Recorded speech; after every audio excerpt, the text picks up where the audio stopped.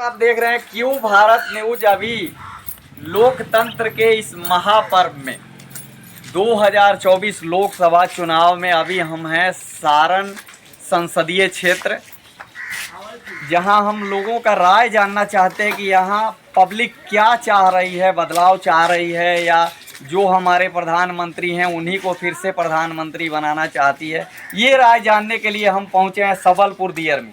Sir, आपका नाम क्या है? मेरा नाम हुआ रणधीर कुमार और सबसे पहले मैं आपको भारत न्यूज़ चैनल को स्वागत करता हूँ। धन्यवाद सर, स्वागत करने के लिए। नमस्कार प्रणाम करता हूँ और मैं आपके चैनल के माध्यम से ये कहना चाहता हूँ कि इस बार पब्लिक जनता बदलाव चाह रही है, क्योंकि करप्शन चरम सीमा पर है, महंगाई चरम सीमा पर है और बिहार में औद्योगिकरण की कोई बढ़ावा नहीं हुआ और बिहार के लोगों के साथ एक बहुत बड़ा छलावा हुआ। मतलब कहा जाए तो उसको ठगना, एक जुमलेबाजी। सही तेजस्वी जी बोले हैं कि जुमलेबाजी। उन्होंने कहा था 15 लाख रुपया देने का, ये जुमलेबाजी। उन्होंने कहा था बिहार के विशेष राज्य की दर्जा देने की बात कही थी 14 में, जब उनका ये आया था सत्ता, तो विशेष राज्य की दर्जा देने की बात बोला गया था, लेकिन आज तक विशेष राज्य की दर्जा नहीं मिला। आज 17 महीने के कार्यकाल में, तेजस्वी जी के 17 महीने के कार्यकाल में मोदी जी हेलीकॉप्टर से अब रोड पर आ गए। मतलब अब रोड दौरा कर रहे हैं, रोड शो कर रहे हैं। इससे साफ साफ स्पष्ट पता चलता है कि उनका पतन है, एकदम निश्चित तौर पे पतन है, क्योंकि जनता महंगाई की मार से मर रहा है, बेरोजगारी की मार से मर रहा है। जो बिचौलिए लोग हैं, जो कम पूंजीपति वाले लोग हैं, मर रहा है, क्योंकि खाने पीने की वस्तु से लेकर पहनने ओढ़ने के सामान तक सब पर जीएसटी लागू है। अब जो पूंजीपति वाले लोग हैं उनको तो भाई दोनों हाथ में लड्डू है। महंगाई बढ़ी तो अपना बढ़ाएंगे, सामान के दाम अगर बढ़ेगा तो बढ़ाएंगे। मर कौन रहा है? बिचौलिए, जो मध्यम वर्ग के लोग।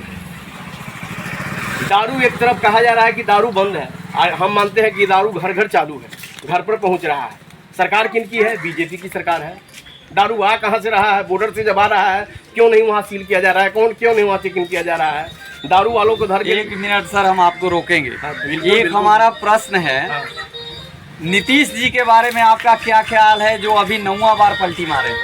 नीतीश जी पलटी मार हो चुके हैं। पलटी मार के नाम से, पलटू चाचा के नाम से मशहूर हो चुके हैं। उनका छवि अब बिल्कुल धूमिल हो चुका है, क्योंकि कहा गया है संस्कृत में कि अति रूपेण वही सीता अति गर्वेण रावण, अति तनाद बलि बढ़ो अति सर्वत वर्जित। अति हर जगह बढ़ती है और उस अति को पार कर दिए हैं। कोई चीज का सीमा होता है, एक बार हुआ, 2 बार हुआ, उन्होंने कई बार पलटी मारी। अच्छा सर, ऐसा आपको लगता है कि फिर दोबारा ये लोकसभा चुनाव के बाद नीतीश जी फिर पलट सकते हैं? उनका चरित्र धूमिल हो चुका है, लेकिन फिर भी हमारे जो आरजेडी जो नेता हैं तेजस्वी जी, उनके नज़रों में, उनके दिलो दिमाग में वो कहते हैं कि हमारे चाचा हैं, हमारे आदरणीय हैं, हमारे गार्जियन हैं, अभिभावक हैं, उनको मेरे यहाँ वेलकम है, स्वागत है। भले ही उनका शरीर बीजेपी वाले हैक कर लिए हैं, लेकिन उनका दिलो दिमाग हमेशा आरजेडी के पास रहता है।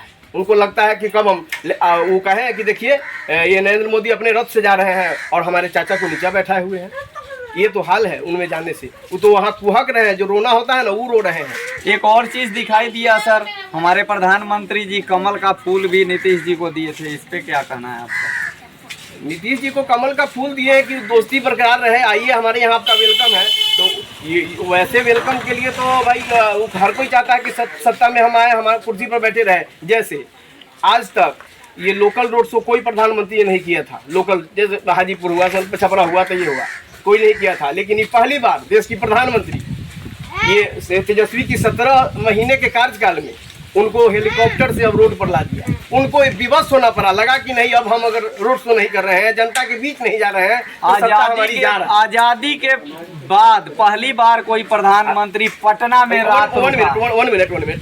ये विश्व विख्यात मेला सोनपुर हरिहर छत्र मेला, जो विश्व प्रसिद्ध मेला है, दुनिया के लोग यहाँ आते हैं, माथा टेकते हैं। वहाँ आज तक प्रधानमंत्री आने का काम नहीं किए, मेला उद्घाटन करने का काम नहीं किए, लेकिन आज सत्ता की बेचैनी है, कुर्सी की चाहत है। तो देखिए, पटना आ रहे हैं, छपरा जा रहे हैं, हाजीपुर जा रहे हैं। मतलब हर लोग कुर्सी के बेचैनी में है कि कुर्सी कैसे पकड़ लूँ।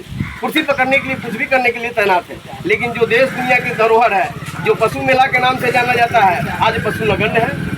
आज सोनपुर की गरिमा दिन प्रतिदिन जो है खत्म होते जा रहा है। इस पर उनका कोई ध्यान नहीं है। रह गई राजीव प्रताप रूढ़ी की बात, तो राजीव प्रताप रूढ़ी यहाँ के सांसद कई टर्म रह चुके हैं, लेकिन उन्होंने कुछ काम अगर किया है तो वो सोनपुर के लिए किया है। क्या ऐसा लगता है सर कि इस बार रोहिणी आचार्य सारण से संसदीय क्षेत्र से चुनाव जीत सकते हैं? एकदम 110%, 100 एकदम। हम ये मैं वादा के साथ कह रहा हूँ, इसलिए कि उनमें कोई ऊंच नीच की भेदभाव नहीं है। किसी के बच्चा के गोद ले रही हैं, किसी से गले मिल ले रही हैं, किसी से हाथ मिला ले रही हैं, चेहरा पर हमेशा मुस्कान है। लेकिन ये राजीव प्रताप रूढ़ी है, उनमें ऊंच नीच की भावना है, और किसी से हाथ मिलाते हैं तो सैनिटाइजर लगाते हैं। ये मैं नहीं कह रहा हूँ, यहाँ की जनता कह रही है। मतलब ऊंच नीच की भावना रखने वाले नेता के सर्वगुण होनी चाहिए। नेता के अंदर सर्वगुण, चाहे किसी भी समुदाय के लोग हो, किसी भी धर्म के लोग हो। जैसे मैं ग्रामीण चिकित्सक हूँ, तो मैं ग्रामीण चिकित्सक हूँ तो मेरा स्लोगन है कि मैं आपसे यह नहीं पूछता कि आपका विचार क्या है अथवा आपका धर्म क्या है, परंतु मैं यह जानना चाहता हूँ कि आपको तकलीफ क्या है। आपको विचार से, धर्म से, जाति से, मजहब से मुझे कोई मतलब नहीं। मुझे आपके तकलीफ से मतलब है कि आपको तकलीफ क्या है। तो नेता को भी इसी तरह के गुण होने चाहिए, सर्वगुण होने चाहिए। ऊंच नीच की भेदभाव नहीं होनी चाहिए। आज रोहिणी हर किसी के दिलो दिमाग में छा चुकी है। सर हम ये जानना चाहते हैं कि 10 साल रूढ़ी जी यहाँ राज किए, संसद रहे 10 सालों। जी ठीक है। 10 सालों में यहाँ का संसदीय क्षेत्र का आपके नज़र में, चूंकि आप यहाँ के लोकल निवासी हैं, जी जी जी, तो आप यहाँ के उत्थान के बारे में बताएंगे। 10 साल में यहाँ रूढ़ी जी क्या क्या किए हैं? 10 साल में यहाँ सब्बलपुर 4 पंचायत का गांव है।